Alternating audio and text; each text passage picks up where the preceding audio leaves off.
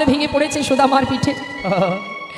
কানাই চমকে উঠেছে। সুদামা, সুদামা, সুদামা, এই যে গাছের ডালটি ভেঙে পড়লো, এই ডালটি তো তোর কাঁধে পড়েছে ভাই, তোর ব্যথা লাগেনি তো? সুদামা বলছে, কানাই আমার চিন্তা করতে হবে না, তোর কিছু হয়নি তো, তোর কোনো কষ্ট হয়নি তো।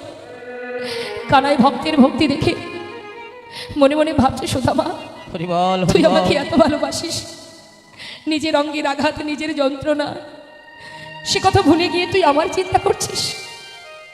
জানিস কানাই, আমি যে তোকে বড় ভালোবাসি, এক মুহূর্ত তোকে না দেখে থাকতে পারি না কানাই। জানি না আমি তোকে কেন এত ভালোবাসি। কানাই তুই ঠিক আছিস তো? হ্যাঁ। দুই বন্ধু ওই ঝড় বৃষ্টির মধ্যে দিয়ে একটা গাছের ডালে উঠে বসে আছে। আসার সময় গুরুমা আবার একটু ছোলা দিয়েছিল, ভিজে ছোলা, বলেছিল যখন খাবি দুইজনে ভাগ করে খাবি। সুদামার আঁচলে বেঁধে দিয়েছে মা। আর সুদামা গাছের ডালে বসে আছে, কানাইও বসে আছে, দুইজন দুই ডালে। সুদামা বসেছে একটু উপরে, কানাই বসেছে নিচে। কিন্তু এত পরিমাণে বৃষ্টি হচ্ছে, ভাবছে যে একটু বৃষ্টি বন্ধ হলে তারপরে যাব। তাই দুইজনে গাছের ডালে বসে থাকতে থাকতে হঠাৎ খিদে পেয়েছে বলে, যেই না ছোলাটা খাবে বলে সেই আঁচলের গিঁটটা খুলেছে, খুলে মুখে দিতে যাবে, হঠাৎ মনে পড়ে গেল মা যে, গুরুমা যে বলেছিল কানাইকে দিয়ে খেতে, কি করা যায়? একটা একটা করে মুখে দিচ্ছে আর ভাবছে, কানাই তো নিচের ডালে, নিচে নেমে কানাইকে দেব, এখন তো একটু খাই। একটা দুটো খাচ্ছে আর দুটো একটা করে নিচে পড়ে যাচ্ছে। পড়ছে ঠিক কেমনভাবে? ঠিক কানাই যেখানে বসে আছে তার চোখের সামনে দিয়ে পড়ছে। কানাই মনে মনে ভাবছে যে সুদামা কি ছোলা খাচ্ছে, কই আমাকে তো দিল না, মা যে বলেছিল আমাকে দিয়ে খেতে, ও একা একা খাচ্ছে, একবারও আমাকে বললো না। কিন্তু সুদামা কিন্তু ভেবে রেখেছে যে নিচে গিয়ে ওকে দেবে। কিন্তু মা বেশ কিছুক্ষণ পর গোবিন্দ বলে উঠলেন, সুদামা, এই বন্ধু, বল কানাই, আমার প্রচণ্ড খিদে পেয়েছে, গুরুমা ছোলা পাঠিয়েছিল না, আছে ভাই, দে না একটু খাই। যেই না বলেছে, সুদামা বলছে, দাঁড়া দাঁড়া দাঁড়া দাঁড়া। যেই না নিচে নামবে মা, হঠাৎ আঁচলের দিকে তাকিয়ে দেখছে একটা ছোলাও নেই, পড়ে গেছে। সর্বনাশ, ছোলাগুলো গেল কোথায়? সব পড়ে গেল। কি বলবো আমি এখন ওকে? চিন্তা করছে, আমি তো খেলাম, ওকে তো দিতে পারলাম না, এটা যদি শোনেও কষ্ট পাবে। তাই সুদামা একটু কি করেছে, মিথ্যা কথা বলেছিল। এটাই তার জীবনের বড় অপরাধ। আর আমরা প্রতিটা মুহূর্ত মিথ্যা কথা বলে যাচ্ছি, প্রতিটা মুহূর্ত অপরাধ করে যাচ্ছি, জ্ঞানেও করছি, অজ্ঞানেও করে যাচ্ছি। কি বলেছিল কানাই?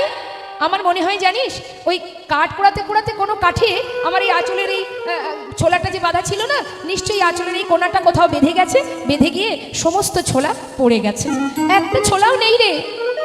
গোবিন্দ বললেন, তবে শোন সুদামা, মনে মনে বলছি, মিথ্যা কথা বললি তো বেশ, তুই জানিস না এই মিথ্যার ফল কি হতে পারে। বেশ সুদামা, তাহলে আর কি করা যাবে, চল ঘরে ফিরি। কিছুক্ষণ পর দুই ভাই সমস্ত কাঠ একত্রিত করে আশ্রমে ঢুকলেন। ঠিক তার পরের দিন গোবিন্দ আমার সুদামাকে বলে উঠলেন, সুদামা, এই সুদামা, এদিকে আয়। কি রে, তুই তো আমাকে ভালোবাসিস তাই না? আচ্ছা একটা কথা জিজ্ঞাসা করব, বল, আমি যদি তোর কাছে কিছু চাই তুই আমাকে দিবি? কেন দেব না, বল তুই কি চাস? শোন, তুই তো জানিস আমি একটু নাড়ু খেতে ভালোবাসি। ওই দেখ রান্নাঘরে রন্ধনশালায় মা নাড়ু তৈরি করে রেখেছে, আমার জন্য দুটো নাড়ু এনে দে না।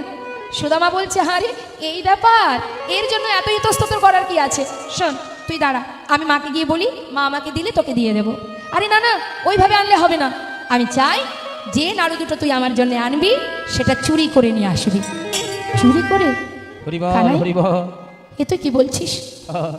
আমি তো চুরিবিদ্যা জানি না, আমাকে গুরুদেব বেদ অধ্যয়ন করান, আমি বেদ শিক্ষা গ্রহণ করি। গুরুদেব বলেছেন যারা বেদ শিক্ষা গ্রহণ করে তাদের বাক্য ব্রহ্ম। মিথ্যা কথা সেই বদলে বলতে নেই, কখনো মিথ্যার প্রতি আপোষ করতে নেই। আমি চুরিবিদ্যা তো জানি না, আমি চুরি করতে পারবো না কানা। তুই দাঁড়া, তুই তো নাড়ু খাবি, আমি তোকে যেমন করে হোক এনে দেবো। বললাম না চুরি করে আনবি, আর যদি তুই এটুকু করতে না পারিস তাহলে তুই আমাকে কত ভালোবাসিস সে প্রমাণ আমার পাওয়া হয়ে যাবে। বেশ, তাহলে আমি তোকে সত্যি ভালোবাসি কিনা সেই প্রমাণ নিতে চাস? দাঁড়া, তুই এখানে দাঁড়া, আমি চললাম ভেতরে, তোর জন্য নিয়ে আসবো। চুরি করতে যাব, কোনোদিন যেটা করিনি, তোর জন্য করব ভাই। তাই যদি দেখিস কেউ আসছে আমাকে একবার জানাবি, কেমন? চললাম। এই বলে ভেতরে গেছে।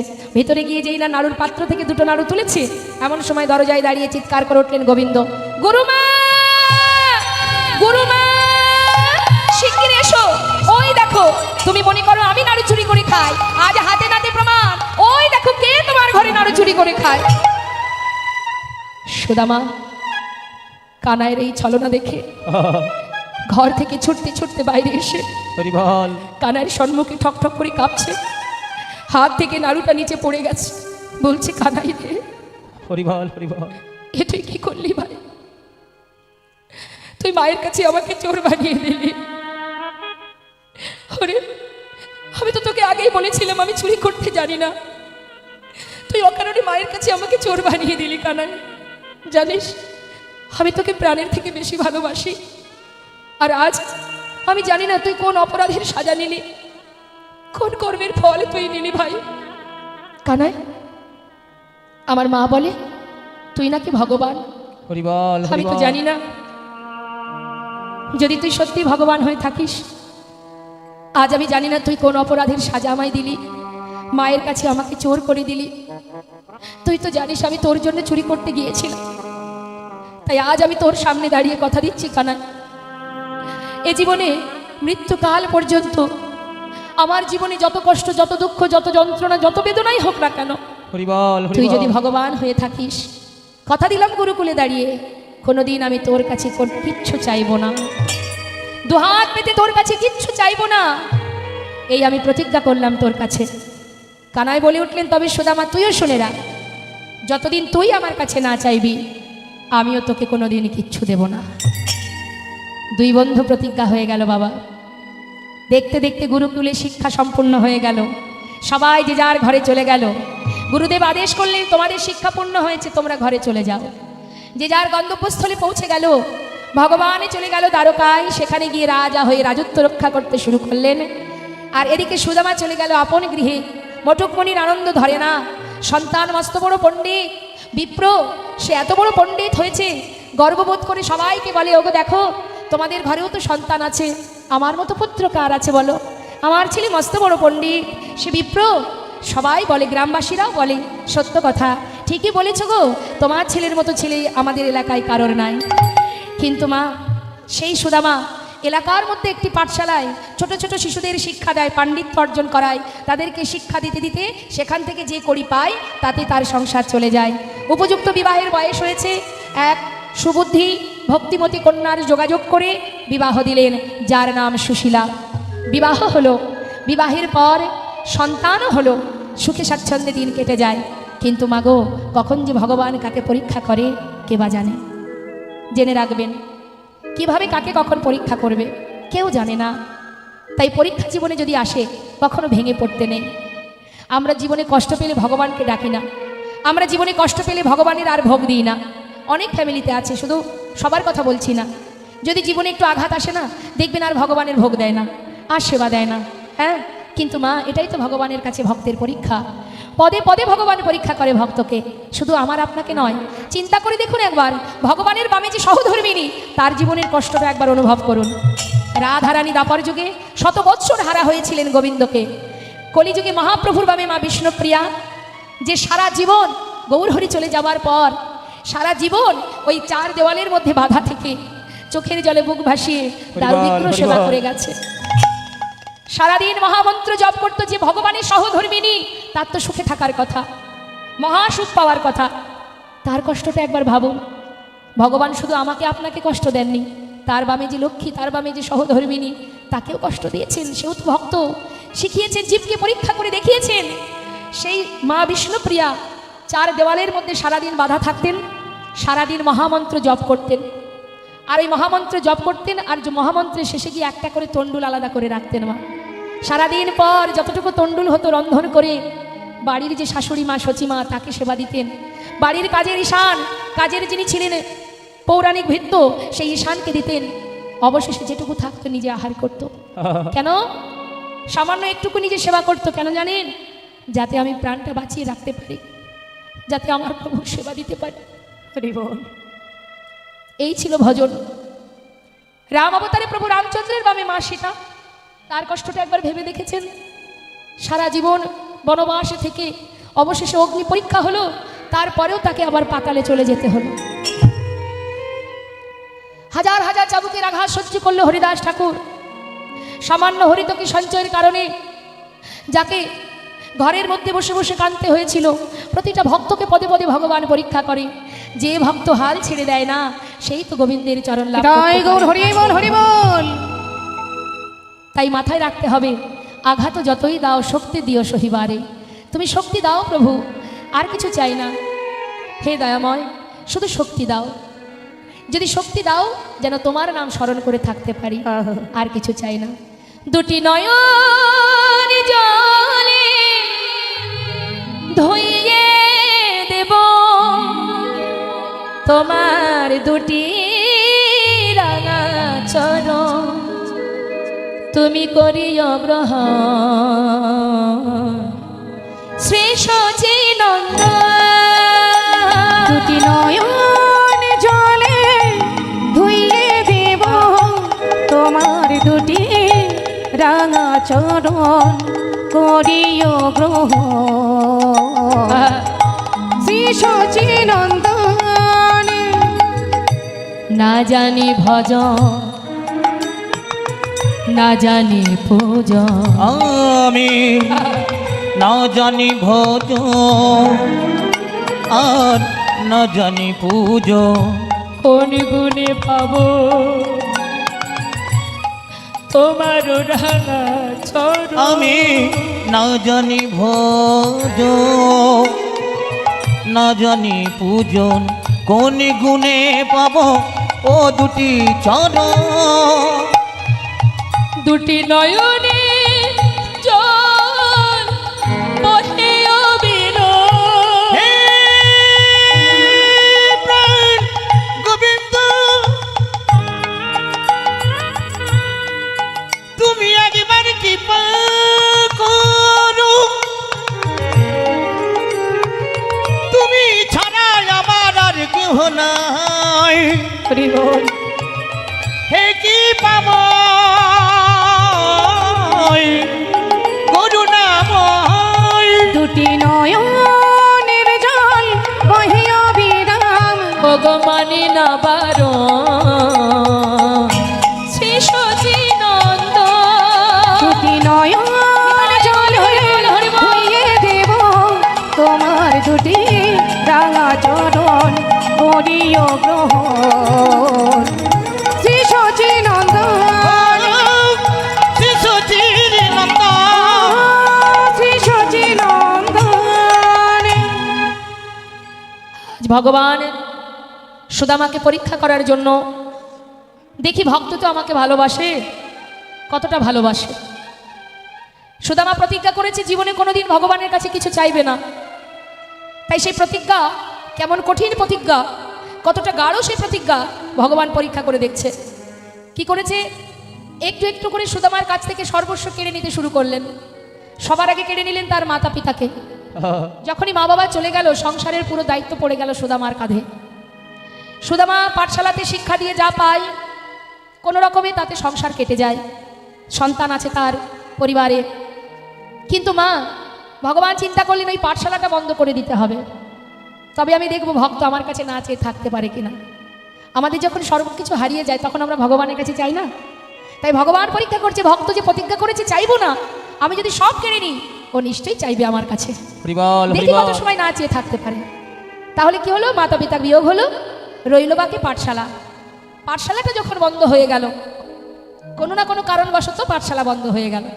যেই না বন্ধ হয়ে গেল, এবার সংসারে সন্তান আছে, স্ত্রী আছে, তাদের মুখে অন্ন জোগাবে কেমন করে? বাধ্য হয়ে ভিক্ষার ঝোলা কাঁধে উঠে গেল। কিন্তু মা নিঃশ্বাসে প্রশ্বাসে কৃষ্ণ কৃষ্ণ, কত দৃঢ় বিশ্বাস, কত ভক্তি, কত প্রেম, কত ভালোবাসা। কি কঠিন ভালোবাসা! হাজার কষ্ট দিনের পর দিন তার জীবনে বেড়েই চলেছে যন্ত্রণা, কিন্তু শ্বাসে প্রশ্বাসে কৃষ্ণ নাম। হরিবল হরিবল। দ্বারে দ্বারে ভিক্ষা করে, প্রতিনিয়ত একই গ্রামে প্রতিদিন ভিক্ষায় গেলে ভিক্ষা দেবে কেউ? ভিক্ষায় যায়, কোনোদিন পায়, কোনোদিন পায় না। দেখতে দেখতে পিতৃ সম্পদে যা ছিল একটু একটু করে ভগবান সব কিনে নিয়ে অবশেষে স্ত্রীকে নিয়ে, সন্তানদের নিয়ে গাছতলাতে এসে সার করল। তাই ঝড় বৃষ্টি মাথার উপর দিয়ে চলে যায়, তথাপিও যেদিন রন্ধনের জন্য অন্ন জোটাতে পারে রন্ধন করে, যেদিন জোটে না সারা রাত সন্তানদের বুকে জড়িয়ে ধরে কৃষ্ণ কৃষ্ণ কৃষ্ণ কৃষ্ণ বলে হরি বল। হরি বল হরি বল তথাপিও কৃষ্ণ না। দ্বারকায় বসে আছেন গোবিন্দ, পাশে আছে রুক্মিণী সত্যভামা। প্রভু গো, আর কত কষ্ট দেবে তাকে, যে ভক্ত তোমাকে এত ভালোবাসে। হরি বল হরি বল এত ঝড় বৃষ্টি, স্ত্রীর পরনে একটা মাত্র বস্ত্র, সন্তানদের অঙ্গে কোনো বসন নেই, আর কত পরীক্ষা করবে তুমি? এবার তো কৃপা করো। দ্বারকায় বসে বসে ভগবান চোখের জলে ভক্তের জন্য কাজ। হরি বল হরি বল রুক্মিণী, সে যে কঠিন প্রতিজ্ঞা করেছে গো, আমার কাছে কিছু চাইবে না। এই প্রতিজ্ঞাটা তার জীবন থেকে মুছতে হবে। একটু ধৈর্য ধরো। ভক্তের কষ্ট সে যে আমার কষ্ট। হরি বল হরি বল একদিন তার স্ত্রী সুশীলা বলে উঠলেন, স্বামী, তোমার কাছে আমার কোনোদিন কিছু চাওয়ার নেই, আমি চাইও না। কিন্তু স্বামী, আমি শুনেছি তোমার বন্ধু নাকি ভগবান, আবার এও শুনেছি সে নাকি তোমার বন্ধু, আবার এও শুনেছি সে নাকি দ্বারকা রাজা। স্বামী, তুমি কি পারো না সন্তানদের জন্য তোমার বন্ধু রাজার কাছ থেকে কিছু অন্তত চেয়ে নিয়ে আসতে? হরি বল হরি বল সুদামা বলে, সুশীলা, এমন কথা আর বলো না। সে আমার পরম বন্ধু, যে বন্ধুর জন্য আমি কিছু করতে পারি না, সেই বন্ধুর কাছে আজ বিপদে পড়ে হাত পাতবো, এটা কেমন করে হয়? আমি পারবো না। আমি যদি কারোর জন্য কিছু করতে না পারি, তার কাছে কি চাইবো কেমন করে? কতগুলো বছর হয়ে গেছে আমি কানাইকে দেখিনি, বড় সাজ জাগে মনে। স্বামী, তোমার কি ইচ্ছা হয়? হয়। তুমি কি তোমার বন্ধুর কাছে যেতে চাও, বন্ধুকে দেখতে চাও? সুশীলা, কার বা ইচ্ছা হয় না বন্ধুর সঙ্গে দেখা করতে? কিন্তু বিশ্বাস করো, সে তো রাজা আর আমি তো কাঙাল। আমার মতো বন্ধুর কথা তার কি আর মনে আছে? হরি বল, সে এখন হরি কত বল। প্রজাবর্গ, দাস দাসী, রাজ রানী নিয়ে দিন কাটাচ্ছে। আমার কথা কি তার মনে থাকে গো? স্বামী, যাকে তুমি এত ভালোবাসো সে তোমাকে ভুলে যাবে? এটা কি করে হয়? যাও, একবার গিয়ে দেখে এসো। যদি তোমায় চিনতে না পারে, ফিরে এসো। সুশীলা, তুমি বলছো, কিন্তু যাব কি করে বলো? আমার তো কিছু যদি তার জন্য নিয়ে না যায়, শূন্য হাতে এত পথ আমি যে যাব, বহু বছর পর যে বন্ধুর কাছে যাব, খুশি হয়ে বন্ধু হয়ে তার জন্য কিছু নিয়ে যেতে পারবো না। স্বামী, ঠিক আছে, তুমি এই চিন্তা করছো, আমি যদি কোনো উপায় করে দিই তাহলে তুমি যাবে? সুশীলা, তুমি কি উপায় করে দেবে? যদি কিছু এনে দিতে পারো উপায়,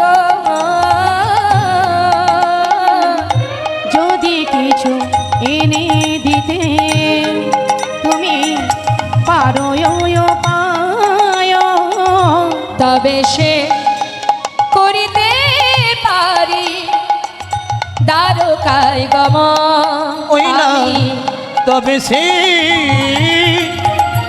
করতে পারি ওই দ্বারকায় গমন। কিছু এনে দিতে পারবে কি? কিছু এনে দিতে পারবে কি? আমার প্রাণের সখা কানাইয়ের লাগি কিছু এনে দিতে পারবে আমার কি? প্রাণের শাখা কানাইয়ের লাগি কিছু এনে দিতে পারবে কি? তবে সে করতে পারি ওই দ্বারকায় গমন। বলো না, তবে সেই করতে পারি দ্বারকায় গমন। ধনী পরিবারের কন্যা সুশীলা ভগবানের চরণে, শিবের চরণে সেবা দিত মা, শিবের পূজা করতো আর ভগবানকে জানাতো, হে প্রভু, যদি কোনো সংসারে তুমি আমাকে পাঠাও, এমন স্বামীর হাতে আমাকে দেবে, সে যদি অর্থশালী না হয়, ধনবান না হয়, আমার কোনো দুঃখ নেই, কিন্তু সে যেন সত্যবাদী হয়, সে যেন কখনো মিথ্যা কথা না বলে। পেয়েছেও তাই মা। সত্যবাদী সুদামা কখনো মিথ্যা কথা বলতেন না, কখনো মিথ্যা আচরণ করতেন না। তাই আজ সুশীলা স্বামীকে গোবিন্দ দর্শনে পাঠাবেন বলে আজ তিনি নিজে আঁচল পেতে জীবের দ্বারে দ্বারে ভিক্ষা করছেন। ভাবো, এই হচ্ছে পরম বৈষ্ণব, পরম ভক্ত, পরম বৈষ্ণবী। ভগবানের জন্য আঁচল পেতে দ্বারে দ্বারে ভিক্ষা করছে মা। তা কি বলছে দ্বারে গিয়ে, জীবের দ্বারে দ্বারে গিয়ে বলছে, আমায় ভিক্ষা দাও গো নগরবাসী, ভিক্ষা দাও আমায় ভিক্ষা দাও গো নগরবাসী, ভিক্ষা দাও আমায়। আমায় ভিক্ষা দাও গো ওগো নগরবাসী, ভিক্ষা দাও আমায়। যেই না বলেছে ভিক্ষা দাও, সঙ্গে সঙ্গে কি করেছে মা, যার বাড়ির সামনে গিয়ে আঁচল পেতে ভিক্ষা চেয়েছে সেই বাড়ির দরজা বন্ধ করে দিয়েছে। মুখের উপরে দরজা বন্ধ করে দিয়ে বলছে, আহা,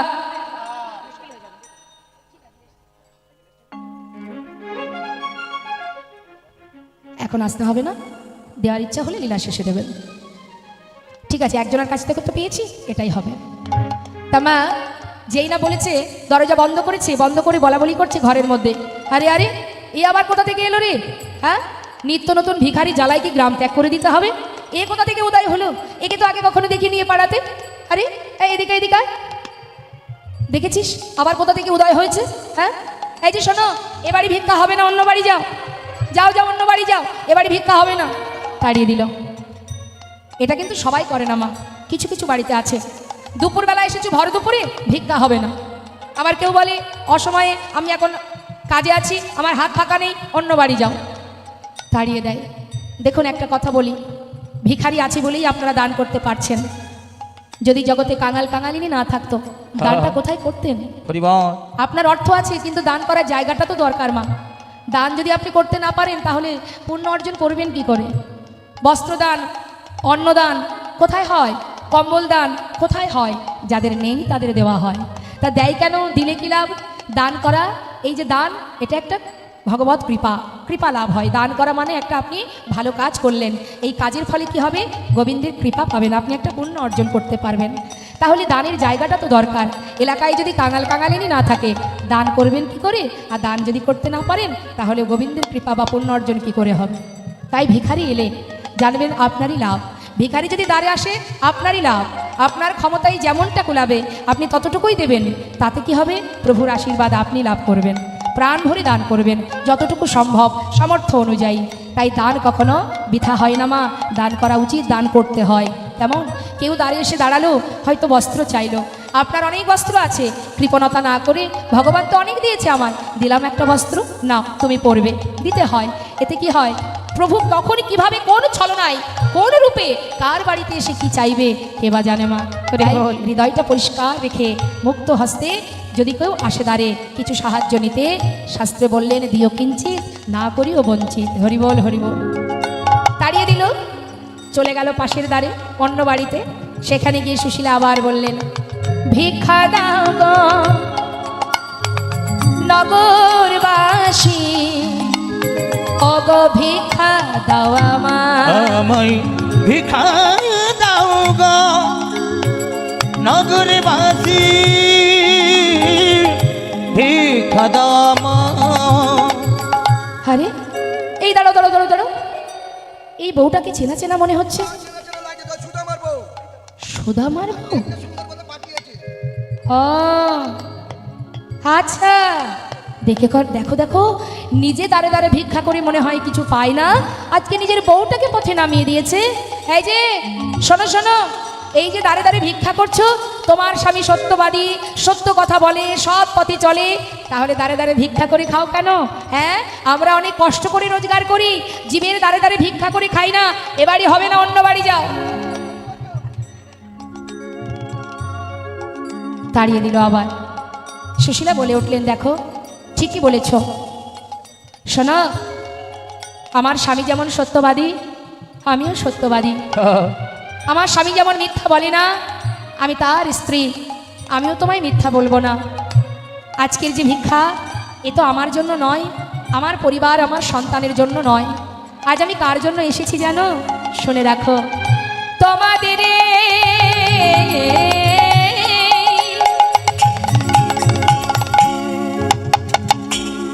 তোমাদের ভিক্ষার দ্রব্য পাবে সে মোরা, তোমাদের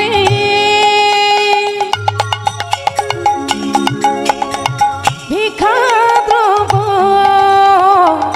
পাবে সে মোরা।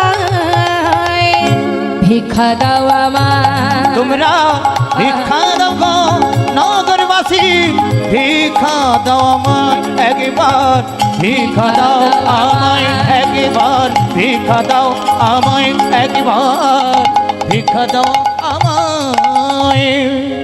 সবাই তো আর গ্রামে কৃষ্ণ ভক্ত, মানে সবাই তো আর গ্রামে নিষ্ঠুর হতে পারে না মা। গ্রামে সবাই যে অভক্ত তা তো নয়। কিছু কিছু ভক্ত পরিবার মনে মনে ভাবলেন যে সুদামা প্রতিদিন ভিক্ষা করে, হ্যাঁ, আজকে তার স্ত্রী এসে যখন বলছে কথাটা, সত্য তো হতেও পারে। আর যদি আমরা কিছু দিই, এটা যদি ভগবানের সেবায় লেগে যায়, তাহলে আমাদের মানব জনম ধন্য হবে। কয়েক বাড়ি থেকে শুকনো চিড়ে সুশীলার আঁচলে দিয়ে গেলেন। সেই শুকনো চিড়েগুলো নিয়ে ঘরে এসে বললেন, স্বামী, আজ যা ভিক্ষা করেছি, এই ভিক্ষার একটি দানাও তুমি, আমি, আমার সন্তান, আমরা কেউ সেবা করব না। যার জন্য এনেছি তার জন্য নিয়ে যাও। নিতাই গৌর হরিবোল হরিবোল। ভক্তি ভরে যদি কোনো জীব ভগবানের জন্য যাই করুক না কেন, যেমনটাই দিক না কেন, একবার চিন্তা করুন মা, সবরই রেঠো কুল সেবা করেছিলেন প্রভু রামচন্দ্র। সবরই বন থেকে কুল পেড়ে নিজে আগে খেয়ে দেখছিলেন, টক না মিষ্টি না ঝাল। হ্যাঁ, যে শবরীকে সবাই ঘৃণার চোখে দেখতো, সেই অবহেলিতা, সেই শবরী, সে কিনা জঙ্গলের মধ্যে, কুটিরের মধ্যে আজ আশা পেতে বসে আছে হৃদয় মাঝে, বুক ভরা আশা, আমার কুটিরে রামকে আমি নিয়ে আসবো। খাওয়াবো কি না, বন থেকে কুল পেড়ে নিজে খাচ্ছে, খেয়ে দেখছে টক না মিষ্টি, যেটা দেখছে মিষ্টি কুল, অর্ধেকটা খেয়েছে, আর সেই বাকি এটো অর্ধেকটা গুছিয়ে রেখে দিচ্ছে। কেন? রাম আসবে, রামকে খেতে দেবো। নিতাই গৌর হরিবল হরিবল হরিবল। শুধু তাই নয়, বন থেকে ফুল তুলে সেই পাপড়িগুলো ছড়িয়ে রেখেছে, আমার কুটিরে আসতে রামের পায়ে যদি ব্যথা লাগে, প্রভু রামচন্দ্র তিনি স্বয়ং নিজে এসে সবরীর সেই উচ্ছিষ্ট ফুল সেবা করেছিলেন মা। তাই তুমি ভালোবেসে ভগবানকে যেমনটাই দাও না কেন, যেটুকু দেবে যেমনভাবেই দাও, যদি তোমার হৃদয়ে যদি ভক্তি থাকে, ভালোবাসা থাকে, আর কিছু দরকার নেই। বিদুরের ঘরে শাকন্য সেবা করেছিল, বিদুরের স্ত্রী কলার খোসা দিয়েছিল, সেটাই ভগবান সেবা করেছিলেন। ভাবতে পারেন, সেই কলার খোসা সেবা করেছিলেন কেন? না, তার মধ্যে তো ভক্তি ছিল, প্রেম ছিল, তাই তিনি সেবা করেছিলেন। ভগবান বললেন সবার ঊর্ধ্বে ভক্তি, সবার ঊর্ধ্বে হচ্ছে ভক্তি, তাতে মন্ত্রতন্ত্রের দরকার নেই। কেউ যদি ভক্তি ভরে ভালোবাসে আমাকে, মন্ত্রের কিবা প্রয়োজন? বৃন্দাবনের ব্রজগোপীরা, তারা কি মন্ত্র দিয়ে গোবিন্দকে ভালোবাসত? তাই তো ব্রজপ্রেম শ্রেষ্ঠ প্রেম, যারা কৃষ্ণ ছাড়া আন জানতো না, কৃষ্ণ ছাড়া যারা আন জানতো না, সেই সুদামা আজকে শুকনো ছিঁড়ে সুন্দর করে পুটুলি বেঁধে কানাইয়ের জন্য নিয়ে যাচ্ছে। কানাই আশাপথে নয়ন দিয়ে বসে আছে, আমার বন্ধু আসছে। হ্যাঁ, আমরা মনে মনে ভাবি, আমি তো ভগবানের জন্য ক্ষীর সর জোগাড় করতে পারছি না, ভগবানের জন্য ননি মাখন আনতে পারছি না, আমার দেওয়া সেই বাতাসা, এই ফল কি করে ভগবান সেবা করবে? কোনো দরকার নেই, তাতে কোনো দুঃখ নেই মা, তোমার যেমনটা আছে তুমি তেমনটাই দাও। কেউ যদি রাজভোগ খাইয়ে মনে মনে ভাবে যে আমি ভগবানকে রাজভোগ খাইয়েছি, আমি বড় ভক্ত, তাহলে তো বিপদ আছে। অনেকে আছে, দেখুন, কখনো এটা জানবেন, লোক দেখানো ভক্তিতে কোনো লাভ হয় না। বর্তমান ভক্তি জগতে এমন হয়েছে না মা, আমি বারবার চরণ ধরে সবাইকে বলি, আমি আপনাদের অনেক ছোট, আপনাদের কন্যা সমতুল্য, বোন সমতুল্য, তবে প্রভুর কৃপায়, গুরু কৃপায় এইটুকু জেনেছি মা, যে কখনো কারোর প্রতি হিংসা করে কাউকে দেখাবার জন্য কখনো কোনো সময় ভগবানকে ভালোবাসতে যাবেন না। ভালো যদি বাসতে হয়, নিজে থেকে ভালোবাসো, লোক দেখানো ভালোবাসার কোনো প্রয়োজন নেই। যদি কেউ মনে করে আমি 5 লাখ টাকা খরচ করব, আবার অপর ব্যক্তি তার প্রতি হিংসা করে মনে মনে ভাবে ও 5 লাখ খরচ করেছে, আমি 10 লাখ টাকা খরচ করব, ওকে দেখিয়ে দেবো আমি 10 লাখ টাকা খরচ করেছি, লাভ কি হবে? শুধু তোমাকে দেখানোই হবে, তোমাকে দেখালাম আমি এত টাকা খরচ করেছি, যার মধ্যে কোনো ভক্তি থাকবে না। ওই সেই একটা কথা আছে না মা, আংটির মধ্যে দিয়ে হাতি ঢুকে যাচ্ছে, হাতি প্রবেশ করছে, হাতি গলে যাচ্ছে, কিন্তু হাতির লেজটা বেঁধে যাচ্ছে। মানে এত বড় অনুষ্ঠান হচ্ছে, অগণিত ভক্ত সমাগম হচ্ছে, প্রসাদ বিতরণ হচ্ছে, দুর্গাপুজোয় বিশাল বড় প্যান্ডেল, এত লাইটিং, এত আলো, এত ভক্ত, এত কিছু, প্রতিমার মায়ের বদন দর্শন করার সময় কারণ নেই, লাইটিংয়ে দাঁড়িয়ে দাঁড়িয়ে সেলফি তুলবো কখন, আর ওই লাইটিং প্যান্ডেল দেখবো কখন, সব কিছু হবে কিন্তু আসল প্রেম ভক্তিটা আর হবে না। তাই মাথায় রাখতে হবে আমার কিচ্ছু নেই, তাতে কি আছে। ওই যে হরিনামৃত, এই যে নামামৃত সুধা দান হচ্ছে, এই এলাকার ভক্ত আপনারা কত কষ্ট করে এই অনুষ্ঠান করছেন, এই যে হরিনাম বিতরণ হচ্ছে মা, জীবনের শ্রেষ্ঠ দান হচ্ছে এই হরিনামামৃত সুধা দান, হরিনামামৃত সুধা দান। আগে এত কীর্তন হতো না, এখন দিকে দিকে কোণে কোণে, ঘরের কোণে কোণে, সর্বত্রে, হাটে বাজারে মোড়ে যেখানে হোক সব জায়গায় কীর্তন হচ্ছে। কে বলেছে ভক্ত নেই? কে বলেছে কলিযুগে ভক্ত নেই? অনেকে বলে কলিযুগে ভক্ত নেই, ভুল কথা। ভক্ত আছে, ভক্তকে খুঁজে বের করে নিতে হয়। জগতে ভক্ত আছে, কত দিকে আমরা যাই, কত লাখো লাখো ভক্ত, কি বলবো তাদের কথা মা। তারা কোথায় বড় বড় বক্সগুলো আছে তার উপরে উঠে বসে আছে দুটো কৃষ্ণ কথা শ্রবণ করার জন্য। গাড়ি রিজার্ভ করে চলে আসছে, বসার জায়গা পাচ্ছে না, ঠেলাগুতো করছে, কিভাবে যাবে সেখানে গিয়ে একটু কৃষ্ণ নাম শুনবে। ভক্ত নেই কে বলেছে? আছে। যদি ভক্তকে যদি খুঁজে বের করতে পারো তবে তুমি খুঁজে পাবে ভক্ত আছে। আগে তুমি নিজে ভক্ত হও, তবেই তুমি ভক্ত পাবে। তাই গৌর হরি বল হরি। আজ সুদামা সেই চিড়ের পটলিটা নিয়ে সুশীলার কাছ থেকে বিদায় নিয়ে মাথায় করে নিয়ে যাচ্ছে, চোখের জলে বুক ভাসিয়ে কাঁদছে। চললেন বৃন্দাবন থেকে দ্বারকায়, খালি পায়ে, পরনে একটা বস্ত্র আছে কোনো রকম। কত প্রেম, একদিকে সখা, একদিকে বন্ধুত্ব, আর একদিকে ভক্ত। একবারে দেখা দে রে ভাই কানাইয়া, দেখা দে আমার, একবারে দেখা দে রে ভাই কানাইয়া, দেখা দে আমার, একবারে দেখা দে রে হরি কানা, হরে আমার, হরে আমার, হরে আমার, আমার কানা দেখা দে রে ওরে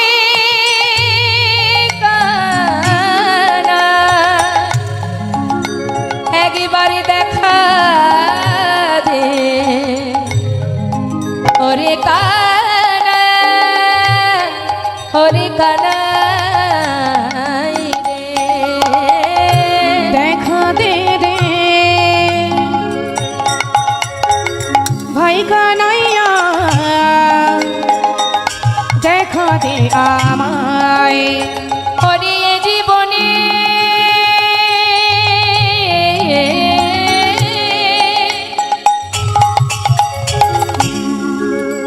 কানাই রে ওরে আমার,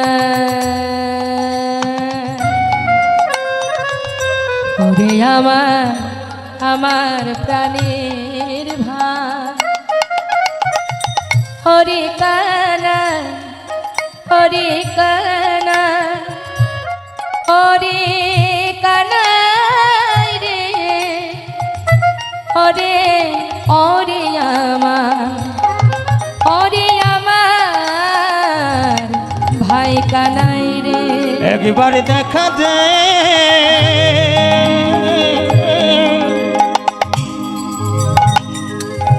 ওরে আমার জীবন কানাই, ওরে আমার মরমিয়া, মরমিয়া কানাই রে, দেখা দে রে ভাই কানাইয়া, দেখা দে আমার, এ জীবনে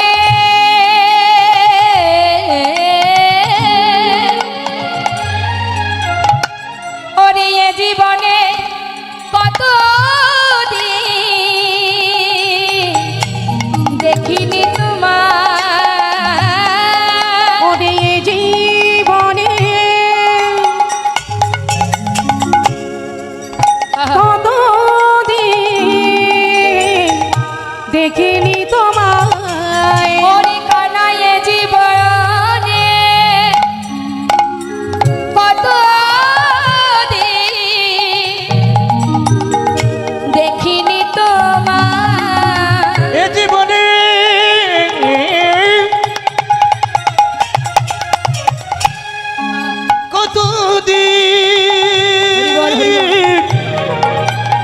দেখিনি তোমার, আহা, দেখা দে আমার, একবার দেখা দে রে ভাই কানাইয়া, দেখা দে আমায়, একবার দেখা দে আমায়, একবার দেখা দে আমায়।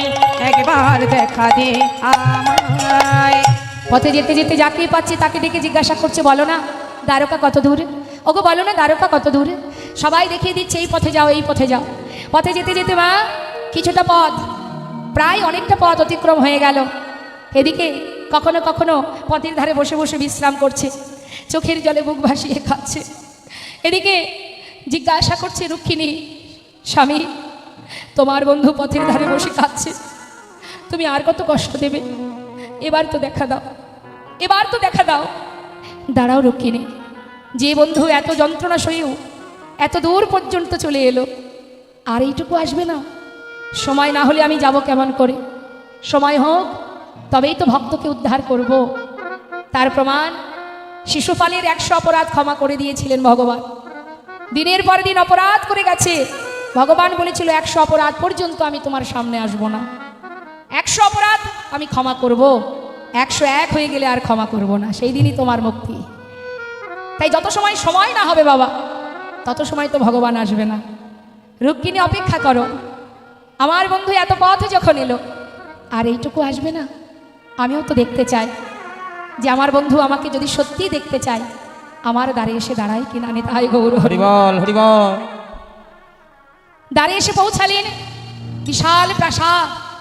প্রাসাদ দর্শন করে মনে মনে চিন্তা করছে, এত বড় রাজ্যের রাজা আমার বন্ধু, কত দাস দাসী তার, রাজ সুখের মধ্যে দিন কাটায় বন্ধু, যার সেবা করার জন্য কত মানুষ আছে, কত রানী আছে।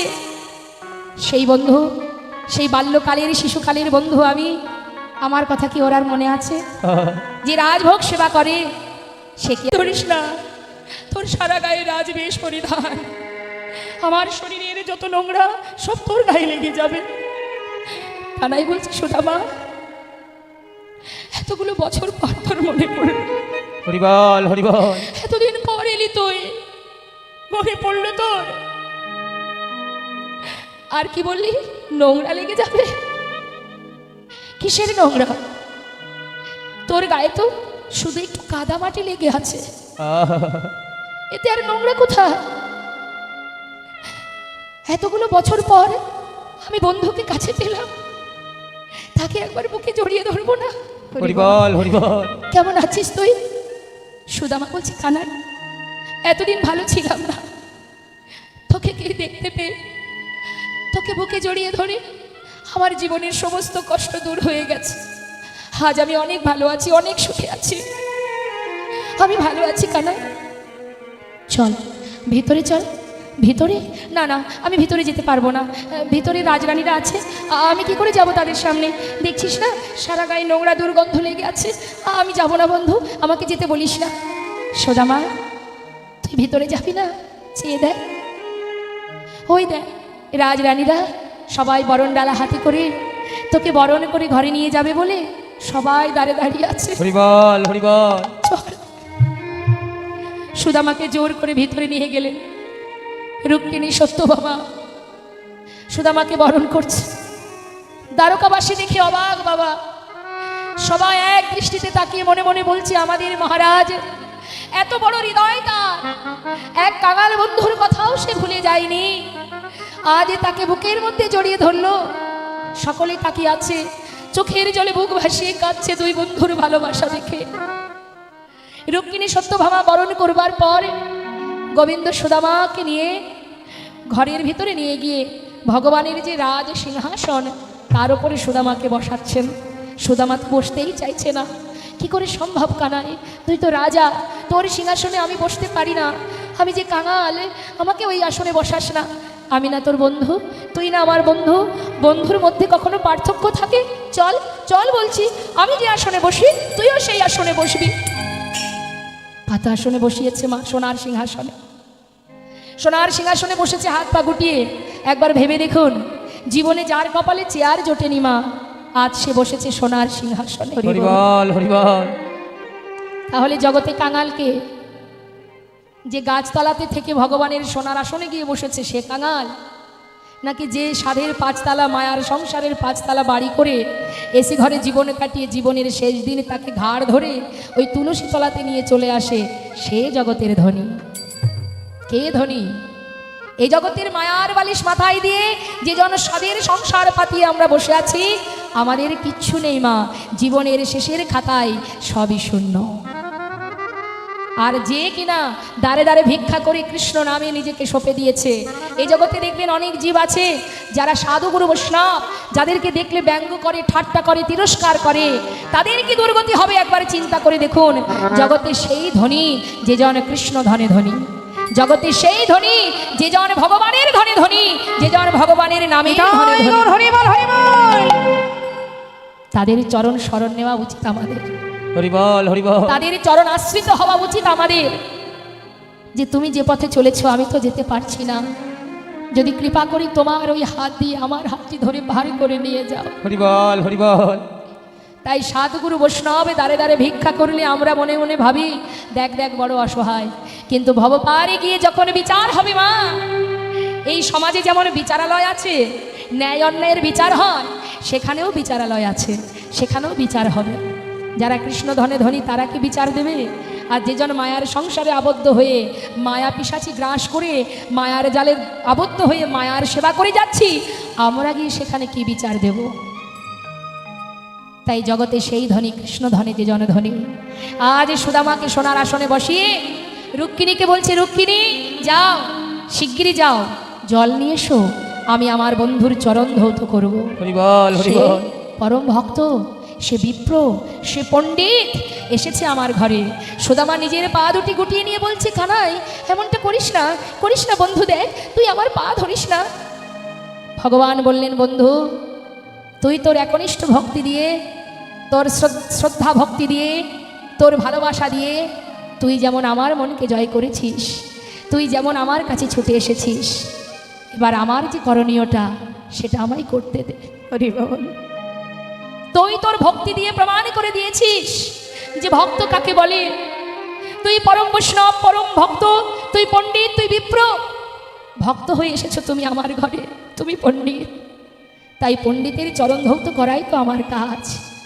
তাই যাও রুক্মিণী, সোনার থালাতে সুদামা চরণ রাখিল, সোনার থালাতে সুদামা চরণ রাখিল, আজি স্বর্ণ ভিঙ্গারে দেখো চরণেতে দিল, স্বর্ণ ভিঙ্গারের জল সুদামার চরণেতে দিল। আজি আনন্দয়ান ধরে না রে, নানা আনন্দ আর ধরে না রে, ভক্তের যুগলে চরণ সেবা করে আনন্দয়ান ধরে না রে। ভক্তের যুগল চরণ সেবা করে আনন্দ আর ধরে না রে।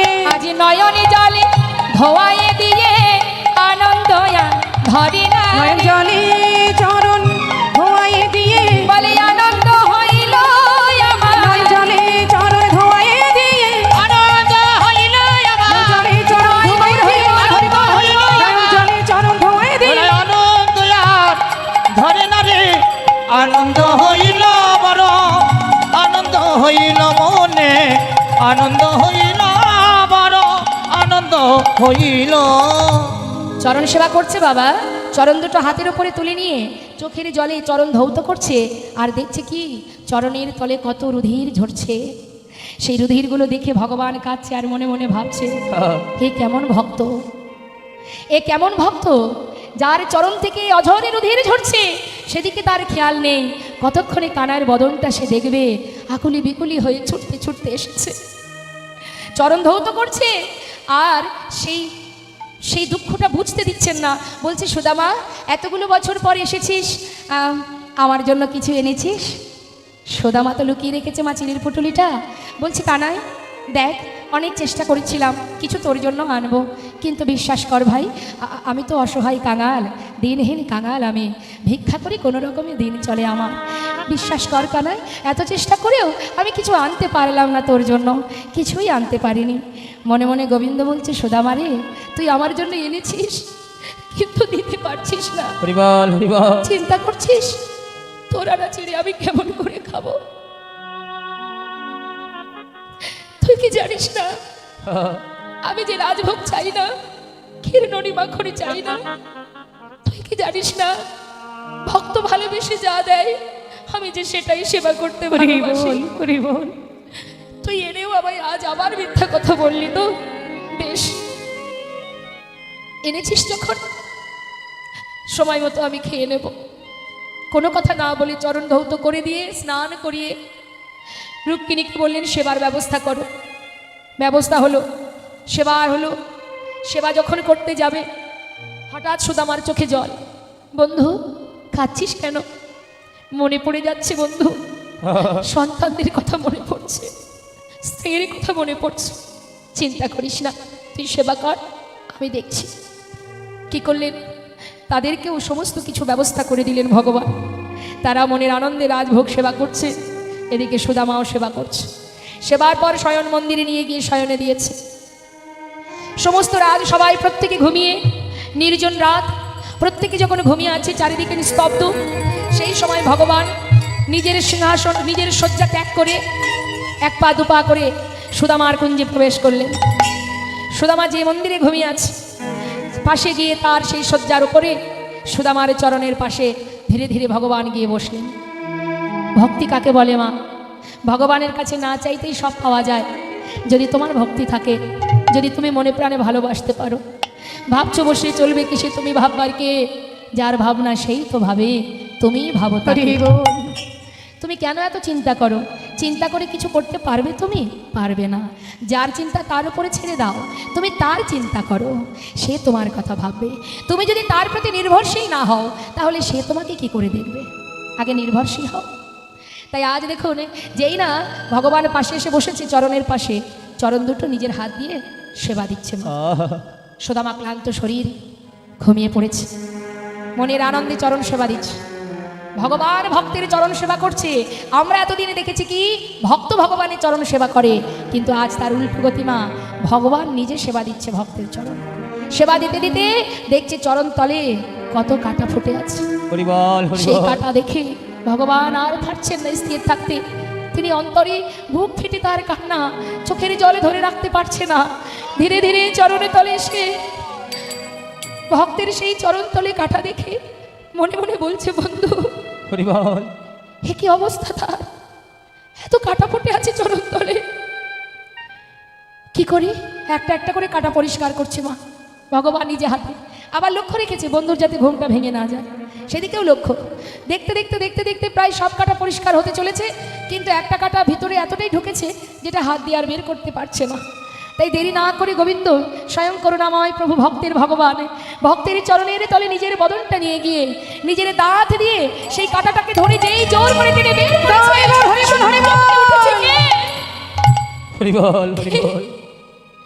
কানাই, সুদামার লুকানো চিড়ের পুটুলিটা নিচে পড়ে গেছে। কানাই বলছে, বন্ধু এতে কি আছে? কিছু না, দে আমায় ফিরিয়ে দে। আরে বল এতে কি আছে? কানাই তুই খেতে পারবি না, আমায় ফিরিয়ে দে বলছি। খেতে পারবি না তুই? আরে আমি তো তোকে জিজ্ঞাসা করলাম এতে কি আছে, খেতে পারবো না? আমি তো খাওয়ার কথা কিছু বলিনি। নিশ্চয়ই তুই আমার জন্য কিছু এনেছিলি, আমাকে দিসনি। আবারও তুই ভুল করতে চলেছিস। হ্যাঁ কই দেখি। ছুটে গিয়ে পুটুলিটা হাতে তুলে বাঁধনটা খুলেছে। খোলা মাত্রই দেখছে তার মধ্যে চিড়ে। ও চিড়ে, এ তুই কি করেছিস বন্ধু? আমার জন্য চিড়ে এনেছিস, কিন্তু তুই আমাকে দিলি না। হ্যাঁ রে, জানিস প্রতিদিন ক্ষীর ননি মাখনি খেতে খেতে আমার আর মুখে কোনো স্বাদই নেই। আজ তুই আমার জন্য চিড়ে এনেছিস, ঠিক করেছিস। আজ আমি একটা চিড়ে সেবা করব। মুখে দিতে যাবে, হঠাৎ দেখছি চিড়েগুলো ভিজে। কিরে বুদ্ধি করে আবার ভিজিয়ে এনেছিস। এই না হলে বন্ধুত্ব? বন্ধুই তো জানে বন্ধুর মনের কথা। বুদ্ধি করে ভিজিয়ে এনেছিস, কারণ শুকনো চিড়ে খেতে গেলে মুখে ব্যথা লাগতে পারে। হরি বাহ, বল, হরি ঠিক বল। করেছিস। সুদামা বলছে, কানাই আমি তো চিড়ে ভিজিয়ে আনিনি। তাহলে ভিজলো কি করে ভাই? জানি না। আসার সময় পথে আসতে আসতে তোর জন্য কাঁদতে কাঁদতে আমার মনে হয় আমার চোখের জলে চিড়ে ভিজে গিয়েছে। আমার চোখের জলে চিড়ে ভিজে গিয়েছে। আমার চোখের জলে চিড়ে ভিজে গিয়েছে। আমার চোখের জলে চিড়ে ভিজে গিয়েছে। আমি কেমন করে হরি কানাই রে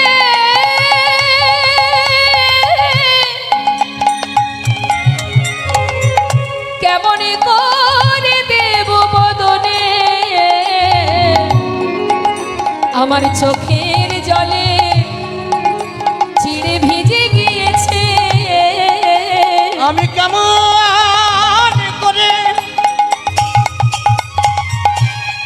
ভাইরে ভাইরে দেব বাদনে আমার চোখের জলে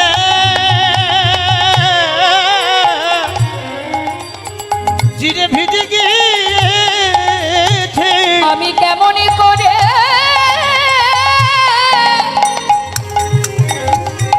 দেব বদনে আমার চোখের জলে চিড়ে ভিজে গিয়েছে। আমি কেমন করে দেব বদন? আমার চোখের জলে চিড়ে ভিজে গিয়েছে। আমি কেমন করে দেব বদন? আমার চোখের জলে চিড়ে ভিজে গিয়েছে। কেমন করে দেব বদন? আমার চোখের জলে চিড়ে ভিজে গিয়েছে। কেমন করে দেব বদনে? ভগবান বলেছে, সুদামারে এই জগতের সবাই আমায় সেবা দেয়, ক্ষীর সর ননি মাখন, কিন্তু চোখের জলে ভিজানো চিড়ে কেউ দেয় না। তাই আজ আমি তোর সামনে দাঁড়িয়ে প্রতিজ্ঞা করিলাম, হরি বল। যে শুকনো চিড়ে দিতে তুই দ্বিধা করিলি, আগত কলিযুগে আমি নদিয়ায় গিয়ে গৌর হব। হরি বল, হরি বল। হরি বল। যদি কোনো জীব আমায় সেবা দিতে চায়, যদি কোনো ভিখারি, যদি কোনো রাজা, যদি কোনো জীব আমায় নিবেদন করে, ভোগ নিবেদন করে, যদি জীবের দ্বারে দ্বারে ভিক্ষা করে, যদি মাটির মাল সাই করে আমায় চিড়ে ভোগ দেয়, তবে আমি গ্রহণ করব, না হলে গ্রহণ করব না। হরি বল। আহা, বললেন কথা দিলাম, সবাই আমায় সেবা দেয়, কিন্তু এমন করে চোখের জলে ভেজানো চিড়ে কেউ দেয় না। বন্ধু, যে চিড়ে দিতে তুই আজ আমায় দ্বিধা করলি, তোর সংকোচ হলো। আজ আমি কথা দিচ্ছি, আগত কলিযুগে আমি নদিয়ায় গৌর হব। কেউ যদি আমাকে ভোগ দিতে চায়, মাটির মালসাই করে চিড়ে ভোগ দিতে হবে। তবে কি সেই চিড়ে ভোগ দেবে, তবে জীবের দ্বারে দ্বারে ভিক্ষা করে মাটির পাত্রে ভোগ দিতে হবে। আমরা যদি সেবা করি মা, আমরা কিসে সেবা করি? দেখবেন আমাদের ডাইনিং টেবিল দরকার হয়, তার মধ্যে যদি আবার একটা ঝাড়বাতি, একটা ফুলের টব, কত কি আয়োজন আমাদের একটু সেবা করতে গেলে, তাতেও সুখ নেই আমাদের। আর ভগবানই যিনি বিশ্ব ব্রহ্মাণ্ডের মালিক, তিনি তো বলতে পারতেন যে আমার জন্য সোনার থালায় সেবা দেবে। তিনি জানেন যে ধনী সে পারবে সোনার থালা তৈরি করে আমায় ভোগ দিতে, কিন্তু যে কাঙাল, যে দিনহীন অসহায়, হরি বল, হরি সে তো বল। পারবে না। তাই তিনি স্থির করলেন, মাটির পাত্র যার দাম 5 টাকা 10 টাকা, তার সেই পাত্রে আমায় ভোগ দিতে হবে। এখান থেকে আমাদের শিক্ষা পাওয়া উচিত মা, যে কি আমাদের করা উচিত আর কি করা উচিত নয়। যতটুকু পেয়েছি তাতে খুশি হতে হবে। আমরা যা পাই তার থেকে বেশি চেয়ে বসি, তাতে আমরা খুশি হই না। একবার ভাবুন না, আপনার মাথায় ছাদ আছে, জগতে এমন কোনো জীব আছে যার মাথায় ছাদ নেই, পথে পাটে ঘুরে বেড়াচ্ছে, পথে ঘাটে। হরি বল। তাহলে নিজের যতটুকু আছে তাতে খুশি হতে হয়, যার নেই সেই কথাটা ভাবতে হয়। আমার যেটা আছে ওর তো নেই, হরি বল। তাহলে আমি তো সুখী, আমি অনেক খুশি। আমার থেকে নিচে যারা আমার নিচে যারা আছে, যারা আমার থেকে বেশি কষ্ট পাচ্ছে, তাদের কথা যখন আপনি ভাববেন না, তখনই দেখবেন আপনার কষ্টটাও নিবারণ হয়ে যাবে। তাই গৌর হরি বল হরি। তাই আজ সুদামা কৃষ্ণের কাছে রয়ে গেল, আর ভগবান কৃষ্ণ একদিন রুক্মিণীকে বলে উঠলেন, রুক্মিণী, তোমার কাছে আমার একটা চাওয়া। বলো স্বামী। তুমি তো স্বয়ং লক্ষ্মী, তাই দেখো বন্ধু প্রতিজ্ঞা করেছে জীবনে কোনোদিন আমার কাছে কিছু চাইবে না, আর আমিও কথা দিয়েছি ওকে, ও না চাইলে ওকে দেব না। এখন কোনো বন্ধু যদি গরিব হয়, সে যদি কোনো ধনী বন্ধুর বাড়িতে যায়, সেই বন্ধু যদি তাকে কিছু সাহায্য করে, তাতে কি হয়? গরিব বন্ধুকে ছোট করা হয়। তাই আজ আমি পারছি না, মন চাইলেও আমি আমার বন্ধুকে দিতে পারছি না। কেন না, যে বন্ধু আমার কাছে কিছু চাইছে না, যে আমি কি করে দেব? আমি ওকে দেওয়া মানেই তোকে ছোট করা হবে। আমি পারছি না রুক্মিণী। তাই তুমি তো স্বয়ং লক্ষ্মী, তুমি পারবে আমার বন্ধুর সমস্ত দুঃখ দূর করে দিতে। স্বামী, তুমি যদি অনুমতি করো, আমি নিশ্চয়ই পারবো। যাও তাহলে, যে সুখে আমি বিরাজ করছি, যে সুখে আমি আছি, আমার বন্ধুকে সমসুখে সুখী করো। যাও রুক্মিণী, আর দেরি করো না। রুক্মিণী দেরি না করে বিশ্বকর্মাকে স্মরণ করে সুদামার সুন্দর মন্দির নির্মাণ করে দিল। সেই রাজপ্রাসাদ বানিয়ে মহাসুখে সর্বসুখে সুখী করে দিলেন। কিন্তু সুদামা কিছুই জানে না মা। কিছুদিন পর যখন কানার কাছ থেকে বিদায় নেবে, তখন জিজ্ঞাসা করছে কানাইয়ের কাছে, কানাই, তাহলে এবার আমি আসি বন্ধু। কানাই বলে উঠলেন, সুদামা, তুই তো যাবি, তা যাওয়ার আগে কিছু আমার কাছে চাইতে চাস? বলবি কিছু, কিছু চাইবি? বল। সুদামা বলে উঠলেন, কানাই, তোকে দেখেছি, জীবনের সব পাওয়া আমার পূর্ণ হয়ে গেছে, আর আমার কিচ্ছু চাওয়ার নেই। যত দুঃখ কষ্ট ছিল, তোকে দেখবার পর আমার সমস্ত দুঃখ দূর হয়ে গেছে। আরে শুধু তোর কাছে আমার একটাই চাওয়া, এই যে তুই আমাকে এত ভালোবাসিস, কথা দে বন্ধু, সঙ্গ ছাড়া করিস না ভাই, সঙ্গ ছাড়া করিস না ভাই, কেন সঙ্গ ছাড়া করিস না ভাই, সঙ্গ ছাড়া করিস না ভাই, এ জন্মে নয় জন্মে জন্মে সঙ্গ ছাড়া করিস না ভাই, এ জন্মে নয় জন্মে জন্মে সঙ্গ ছাড়া করিস না ভাই, এ জন্মে নয় জন্মে জন্মে আর কিছু চাই না কানা, এ জন্মে নয় জন্মে জন্মে আমি আর তো কিছু চাই না কেন, এ জন্মে নয় জন্মে কেন জন্মে সঙ্গ ছাড়া করিস না ভাই। ও কানাই, তাহলে আমি এবার যাই, আমি আসি বন্ধু। কানাই বলছে, দেখ তুই যা, তোর কোনো দুঃখ থাকবে না, কোনো দুঃখ রইবে না তোর। সুদামা মনে মনে চিন্তা করছে, আমার এত দুঃখ, আর আমার কানাই বলছে আমার নাকি দুঃখ থাকবে না। কি করে জানলো যে আমার দুঃখ আছে? কি করে বললো যে দুঃখ থাকবে না? ও কি জানে না যে আমার এত দুঃখ, এত কষ্ট?